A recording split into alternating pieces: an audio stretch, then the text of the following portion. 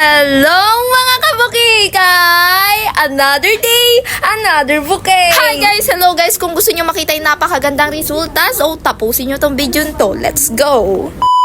So guys, dahil wala nga tayong magawa ngayong araw, kaya naman samahan nyo tong babaeng tong gumawa. By the way guys, kumuha nga lang pala ako dito ng mga bulaklak na nagawa ko. So kaya naman ang gagawin natin dito ngayon is i-arrange natin tapos irarap natin siya. But guys, bago tayo magsimula, gusto ko muna sa inyo ipakita yung mga gusto magpa-shoutout dyan. Namili nga lang pala ako sa TikTok at sa Facebook, tig-5 nga pala sila. Shoutout nga po pala kay Ezekira, kay Clarissa, kay Natalie, kay Elsie, at kay Kayceline. At para naman guys sa mga gusto magpa-shoutout sa TikTok, ito nga po pala sila. Shoutout po kay Jaira, kay Rihanna, kay Miana, kay Rain, at kay Bea. Kaya naman guys, sa mga gusto pa dyan magpa-shoutout, mag-comment na kayo dito. Para naman guys, next vlog natin, malay nyo kayo naman ang next na ma-shoutout natin. By the way guys, ngayon nga pala, ang gagawin nga pala natin is, ayan guys, nakikita nyo, magbubulaklak na naman uli. By the way, yan nga pala is nagawa ko na dito, kaya naman hindi ko na napakita kung paano natin ginawa yung mga bulaklak. So, kumuha lang nga pala ako dito ng 5 tulips. And syempre guys, kumuha rin ako dito ng 5 mga daisy, tapos dinagdagan na rin natin ng mga iba pang pang-design na artificial flower. Para naman guys, mabuhayan yung ating bulaklak, hindi pure na tulips lang yung nakalagay. Syempre, may mga maliliit ding kurikong.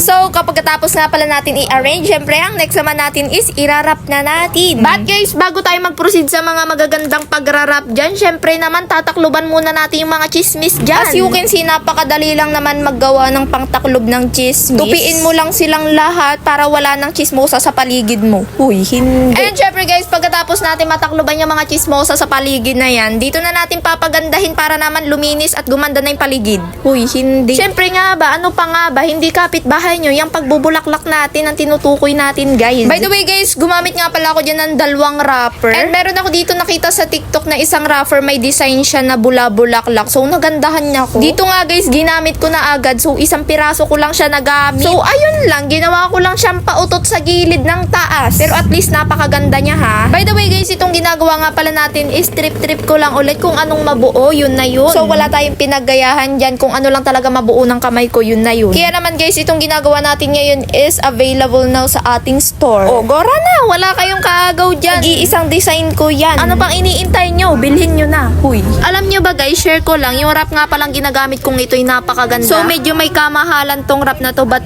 guys, kahit plain na ganyan lang, napakaganda talaga ng kanyang pagkarap. I mean guys, yung pinaka-plastic niya, maganda talaga siya. Tsaka pala meron akong isang chika pa. So mag-iiba nga pala tayo ng pricing na mas maganda na yung now. So marami kasing nalilito sa ating pagpa-pricing, but now guys, iniba ko na yung pagpa-pricing natin. So pinagpuyatan ko pa talaga siya para sa inyo. Tsaka idintindi ko ng maigi para naman pag in-explain ko sa inyo, maintindihan nyo. But guys, hindi ko pa siya ilalabas now. Gagawa pa ako ng template niya sa yun na yun. Tsaka nga pala guys, so support nyo nga pala yung aking TikTok account at tsaka YouTube channel. So ilalagay ko siya sa comment section. And syempre naman guys, hindi ako magsasawa magpasalamat sa mga supporters ko dyan na palagi nagsusupport sa ating vlog. Dahil guys, kung hindi dahil sa inyo, wala tayo dito. Huy, hindi. As you can see guys, medyo patapos na tayo dito sa pinakataas niya. Kaya naman guys, ang magiging next natin dito is yung baba naman ng ating didesignan. Alam niyo ba guys, nung una talaga ayoko talaga nung rough na to. Gawa ng apaka-plain niya, tapos ang mahal-mahal niya. But guys, nung napanood ko nga pala yung mga gawa ni Craftly, halos talaga favorite niya yung gantong pang-wrap. And ayun, gandang-ganda siya talaga dito sa wrap na to. Kaya naman, dahil dun, trinay ko siya. And totoo nga, napakaganda nga talaga ng pang-wrap na to guys. So, buti na lang talaga pinanood ko yung video niya. Gawa ng guys, wala lang. Nalaman ko yung gantong wrap, napakaganda. By the way guys, si Craftly nga pala, isa nga rin pala siyang crafter. Kaya guys, follow nyo din siya. Isa rin siyang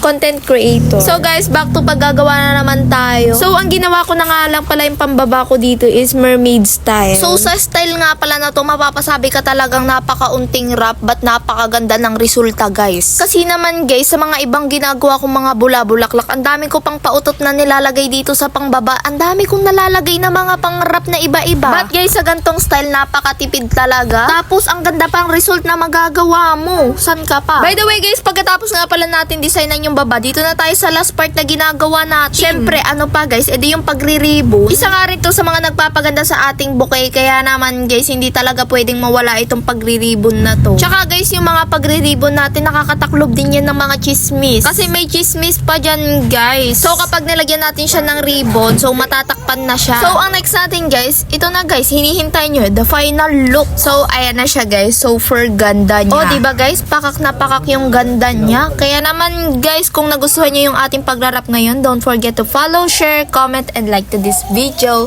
So dito nagtatapos ang ating vlog. Bye-bye!